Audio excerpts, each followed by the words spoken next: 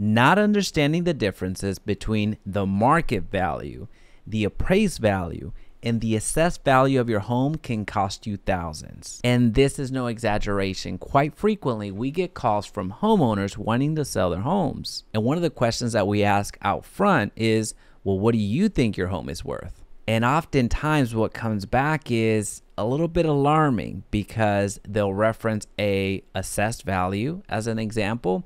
And if you do that and you take your property out to market with that value in mind, then you just cost yourself thousands of dollars. But before we dig further, I want to welcome you to the Invested Homeowner YouTube channel.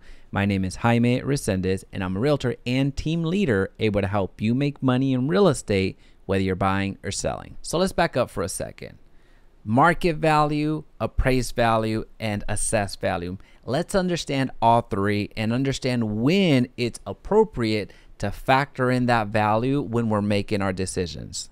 The fair market value is the price a home would sell for in the open market under normal conditions. In other words, this is a value that all of the third-party websites such as Zillow, Redfin, Realtor.com, those websites are trying to get right whenever they're giving you a number right below your address. And this is also a number that real estate agents like me try to get as close as possible to the sales price. So the fair market value is what we're trying to establish whenever we compare your home's value in comparison to what's sold in the area. This fair market value is what we're going to use to take your property out to the market with, because we don't want to be too high and we don't want to be too low. We want to go out at a fair competitive market value. Now, what's important to note here is that this fair market value generally applies only when there's a transaction in play, meaning when you're selling your house, because this is when you truly know what that fair market value is because somebody paid it. Now, an appraised value is assigned to a property by a professional real estate appraiser. So in other words, this is an opinion of one individual, one appraiser that's been trained to value properties. Whereas the market value, well, the market decides, the buyers decide. They're the ones that put the price on that. However, very similar to the market value, when you're looking at an appraised value, you're usually talking about either buying a property or you're talking about refinancing the one that you own, because generally that's when an appraisal is requested by the lending institution that is lending money on the purchase of a home or doing the real estate transaction for a refinance. And now let's get to the assessed value. The assessed value is the dollar value assigned to a home or other piece of property for tax purposes. The assessed value alone is costing many homeowners thousands of dollars when they sell. And here's why: because homeowners are logging into the county appraisal district or receiving that letter every single year saying, hey, that your property is worth X. And oftentimes that assessed value that's printed on that envelope is actually less than the market value, meaning you can sell the property for more. So here's what ends up happening. A homeowner that has very favorable assessed values for their property, they're paying less in property taxes throughout the ownership, throughout the time that they own that home, which is cool, which is perfect, which is great. That's why we have homestead exemptions. That's why we protest property taxes.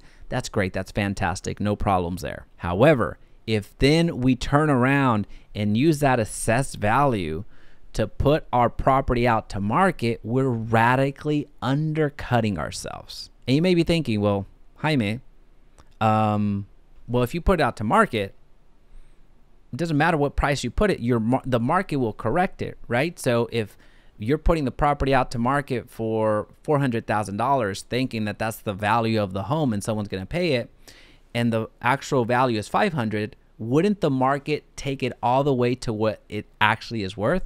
In theory, absolutely. However, what happens is generally when a homeowner goes to the county appraisal district to obtain that value, to find out what that property is worth, those homeowners are generally not working with the real estate agent and are not aware that that fair market value exists. And that's not the issue. The issue is that now they go to Home Depot and buy a yard sign that says for sale by owner. And many times that's the level of marketing that happens to that property.